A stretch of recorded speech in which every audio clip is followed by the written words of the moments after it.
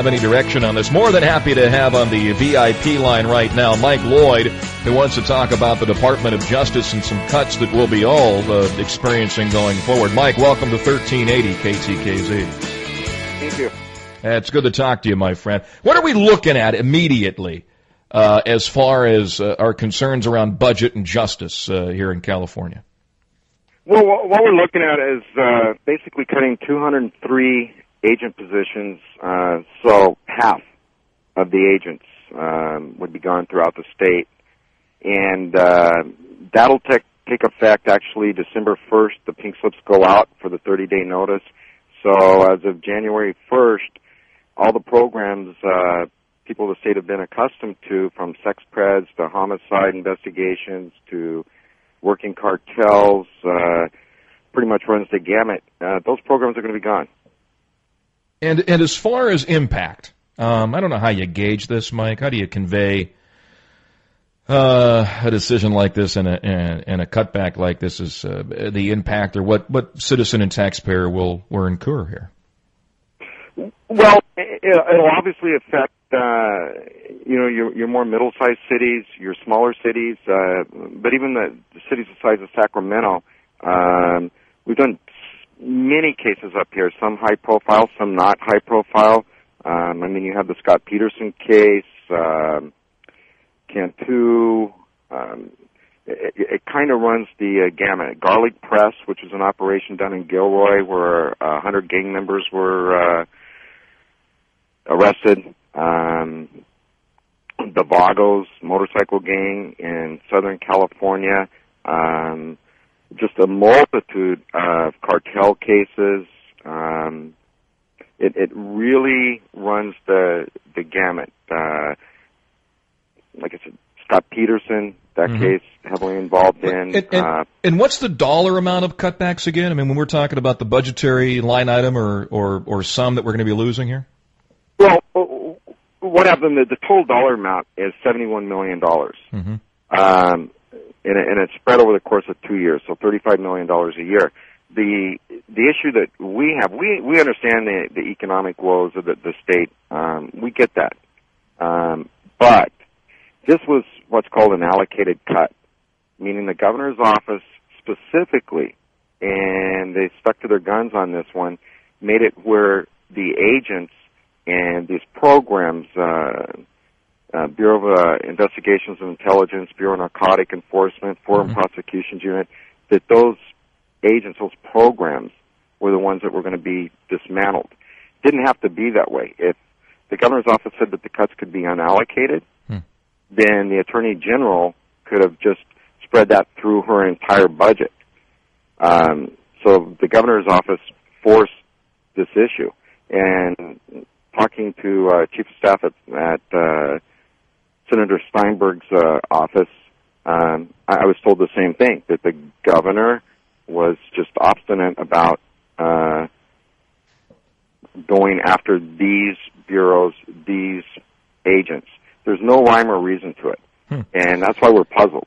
What do you do? Once again, we're talking with Mike Lloyd of the Justice Department. Let me go macro. Let's go 35,000 feet in the air. Obviously, we're going to be suffering a budget deficit coming up at the turn of the calendar year. And we're going to be hearing about more cuts, and it might be widespread. Maybe every department's going to be forced to cut back. Mike, how do you make the argument that the cut to the Justice Department is a different type of budgetary cut or reduction compared to the others that will be coming down the line in 2012?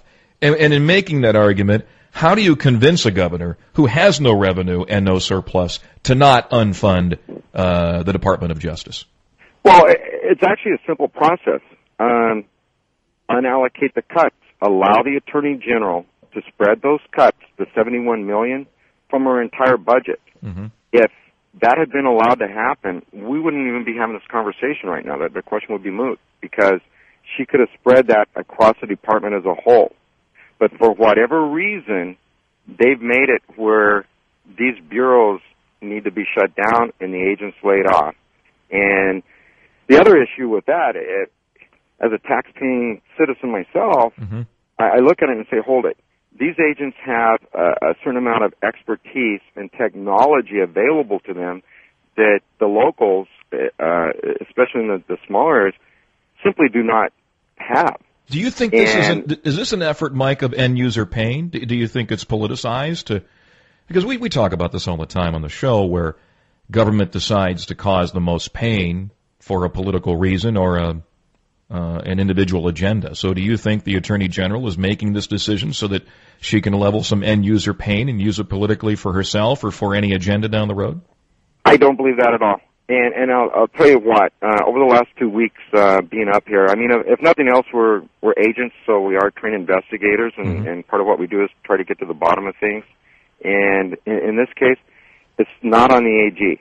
The AG, every legislator I've talked to has said the same thing, that she's fighting feverishly to get these cuts restored. But she's hit a roadblock with the governor's office. And for whatever reason, and I can't speculate why, this is not one of those things. It wouldn't have affected the budget. The $71 million, the state, they just want that taken out of the budget. But the way they did it was to not allow her to take it out of her own budget. It was specifically targeted to get rid of law enforcement, which truly affects public safety because you're a citizen in an area. Now you're going to, if you want those same services, you're going to have to increase, or the city or the county's going to have to increase taxes to backfill that void, if at all possible, to hire more officers and more deputies. Okay. We know that's not going to happen. And once again, we're talking with Mike Lloyd of the California Justice Department. So what do you find her guilty of? If you were in the court and you're judge and the evidence has been presented here, the purpose for these cuts and the refusal to pivot from them, you find her guilty of politics, bias, inexperience. What would you render? I wouldn't find her, talking about the AG, guilty of anything. Okay. She hasn't done anything wrong. This is on the governor. Okay, and simple. I mean, there's no way around it. And tell us why. Why is she? And I'm not trying to box you in. Why is she somewhat excusable, but Jerry Brown is not? So Harris, no blame there, but when it comes to Brown, all blame because he gave an edict, or? Well, no, because it goes back to he told her basically that we're going to do the cuts in such a manner that you have to disband all these bureaus, lay off all these agents. By the way, we've been around since 1927. Yep. Mm-hmm. Lay everybody off because that's what he wanted done. She doesn't want that. And you know, as a matter of point, when he was the Attorney General, Schwarzenegger's office came up with the same thing and said, you know what, we want to allocate these cuts and do away with narcotic enforcement. At that time, they only want to do away with narcotic enforcement. Right. Jerry Brown fought the governor, and we had to do another, come out of the shadows, so to speak, and fight to get those cuts unallocated, which is exactly what happened. But this is a different situation. I mean, the ironic thing is Governor Brown didn't like it when those cuts were allocated to him, and he was facing having to lay off the agents. Well, he's doing the same thing to the AG that was done to him. Why? Why is he doing this? Why did he change? I don't know. Yeah. All indications, I mean, I run the task force in Imperial County, which is on the border with Mexicali. Mm-hmm. So we see our share of things down there. The governor came down when he was AG and spent a couple of days there. And his words, his statements say, we want to deal a death blow to the cartels, so on and so forth. Yet, the words aren't matching the actions.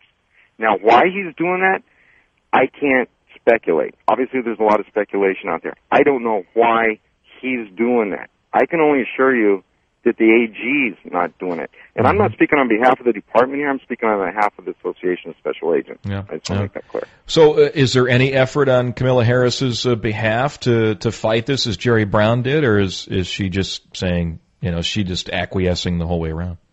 No, I know that she's had meetings, and I don't know what's happened with those.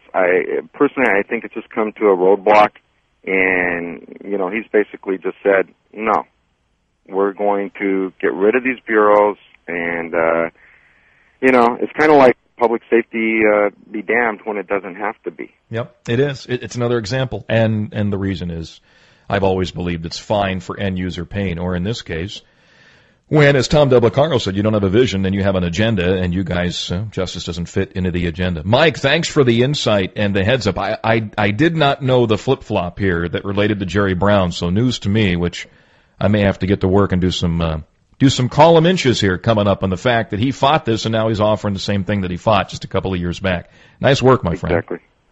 Thank you, Mike. Thank you very much for having me. I appreciate the time. Mike Lloyd on the VIP line, the California Justice Department. Interesting. And you would hope there'd be a little bit more fight to refuse.